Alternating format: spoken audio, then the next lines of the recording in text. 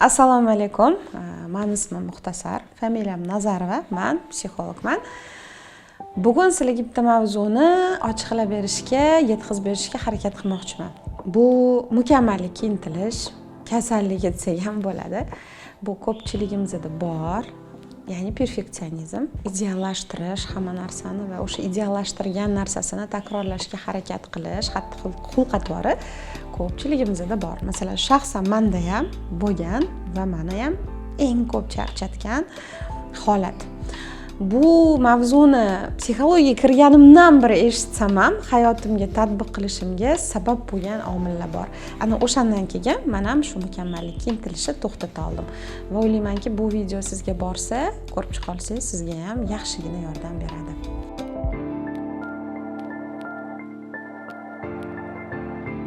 Demak, mukammallikka intilish bu bizada nimalarga xizmat qiladi va qatdan shakllangan?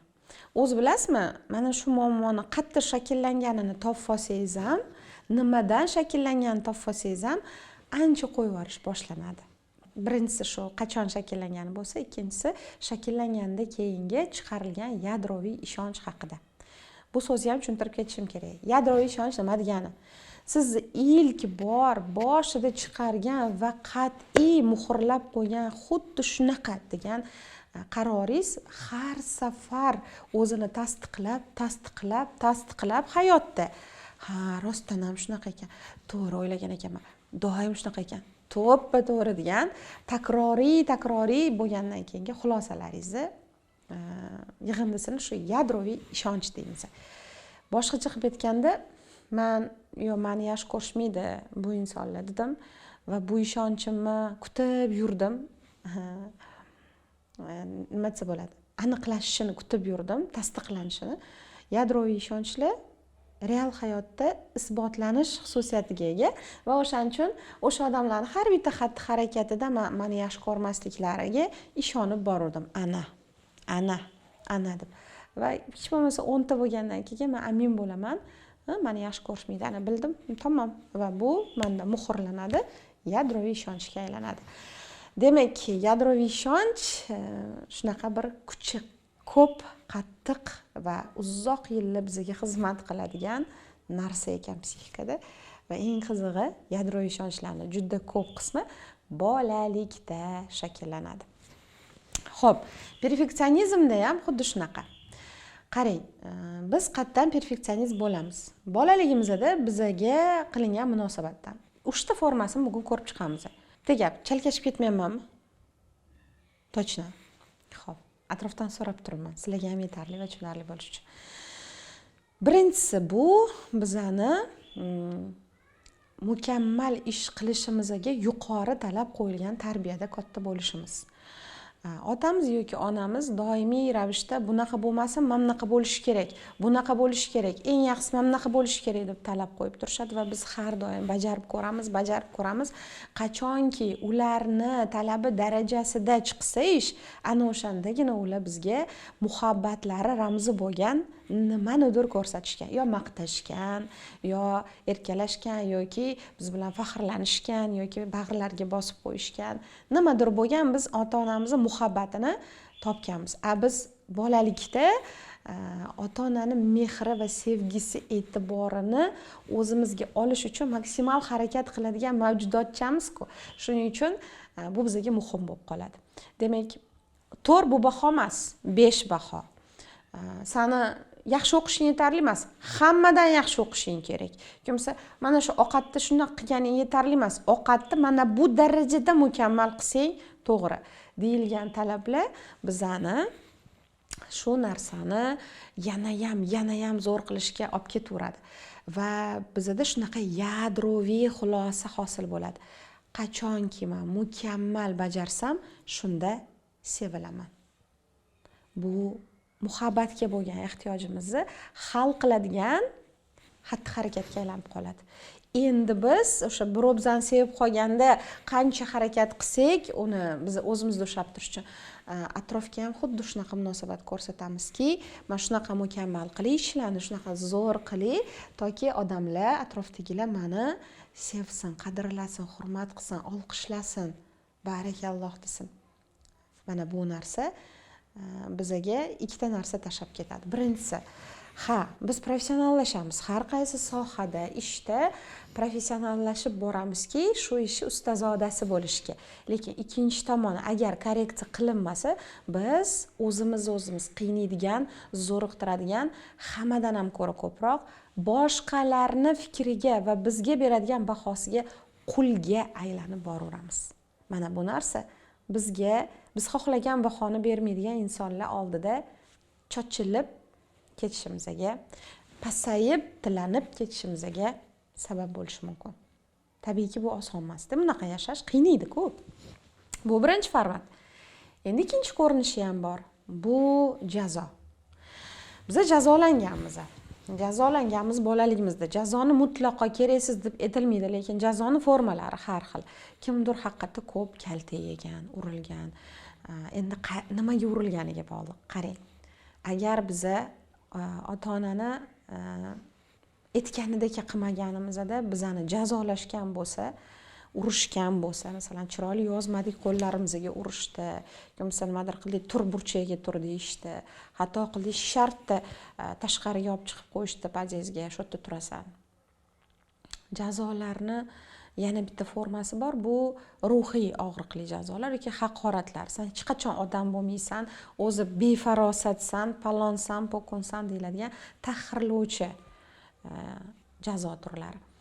Qaysi biri bo'lgan taqdirda ham jazodan joningiz og'ridi va jazoni negizini ko'rdingiz. Nima bo'ldi? Siz o'sha ishni yetarlicha yaxshi bajarmadingiz, katta odamlardek bajarmadingiz. O'zingiz yoshingizga xos bajarib qo'ydingiz-da, endi bolalarcha. Ota-ona bu narsani ko'tarmadi yoki vaziyat shunaqa bo'ldi. Xullas, psixika yadroviy xulosa chiqaryapti. Demak, biz jazolanmaslik uchun hamma narsani ideal darajada qilishimiz kerak. Eng yaxshisi bo'lganimizda jazolanmaymiz. Tahqirlanmaymiz, taqqoslanmaymiz, azob berilmaymiz. Endi ketdi.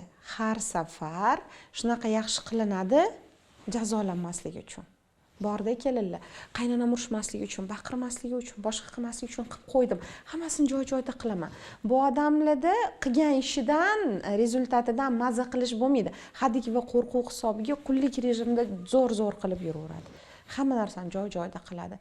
Negaki psixika o'sha ishlar mukammal bo'lmagandagi azoblarni eslab qolgan, saqlab qo'ygan. U azob takrorlanmasligi kerak. Shuning uchun har qancha sog'liq ketadimi, imkoniyat ketadimi, puli ketadimi sarflasin, toki ishi mukammal bo'lsin. Mana bu pozitsiya ham bor. Bu yerda har qancha u shart emas, o'zingiz ehtiyot qiling, bo'ldi endi, mayli, yomon ko'rsa ko'rar, boshqa qilarsa, yo'q urishadi, yo'q anaqa jahli chiqib ketadi, yo'q boshqa qiladi degan so'zlarni, jazolovchi so'zlarni ko'p aytishadi bunaqa odamlar. Siz katta odamsiz, lekin o'zingizni katta odam deb tutmasligingiz mumkin.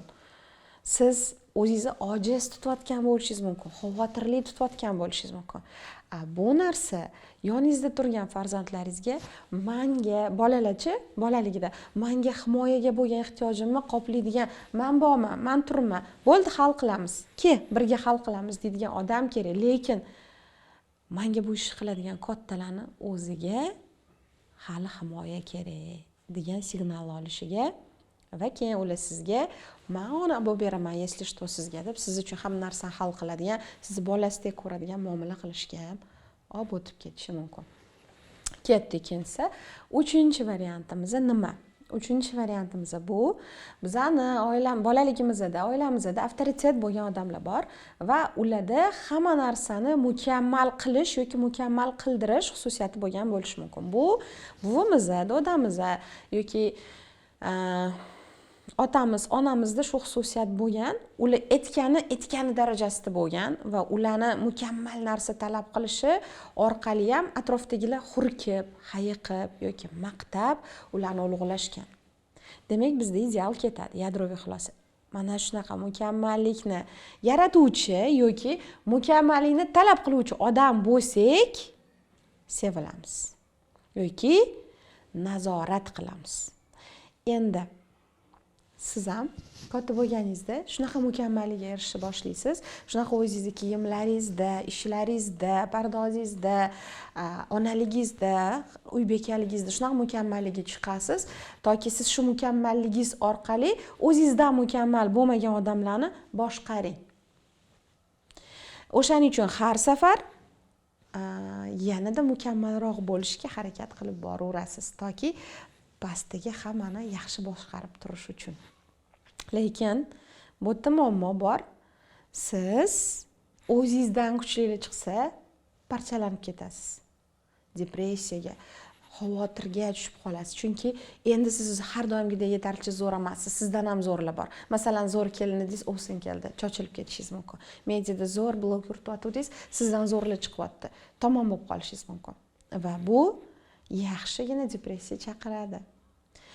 Shuning uchun eslab ko'ring, qidirib ko'ring, yadroviy ishonchlaringiz qachon shakllangan, qaysi voqelikdan keyin shakllangan. Agarda zaxirasi, borish ildizlari hozirgilardan birortasi bo'lsa, unda fikrlaringizni to'g'irlash ustida ishlab yuborish kerak va hadeb tipirchilaydigan o'sha 4, 5, 9, 10 yashar bolacha o'rniga katta odam pozitsiyasini ishlatishni boshlash kerak. Xullas, o'zingizni tekshirib ko'rasiz. Manfaatli bo'lgan bo'lsa xursand bo'laman. Yechim nima? Qani yechim deyishingiz mumkin. Yechim bu o'zingizni o'sha yadroviy fikrlaringizni topish, ishonchlaringizni topish va o'rniga yangi o'zingizni qo'llab-quvvatlovchi, shu holingizda ham, shu boringizda ham, shu yoshingizda ham qo'llab-quvvatlovchi yangi sog'lom, tobelanmagan fikrlarni o'ylab topish va yozish. Agar kuchingiz yetsa buni qila olsangiz, juda zo'r. Agar mabodo kuchingiz yetmasa, bu bo'yicha mutaxassislar bilan maslahatlashishga aybi yo'q. Sog' bo'linglar. Manfaatli bo'lgan bo'lsa, xursandman.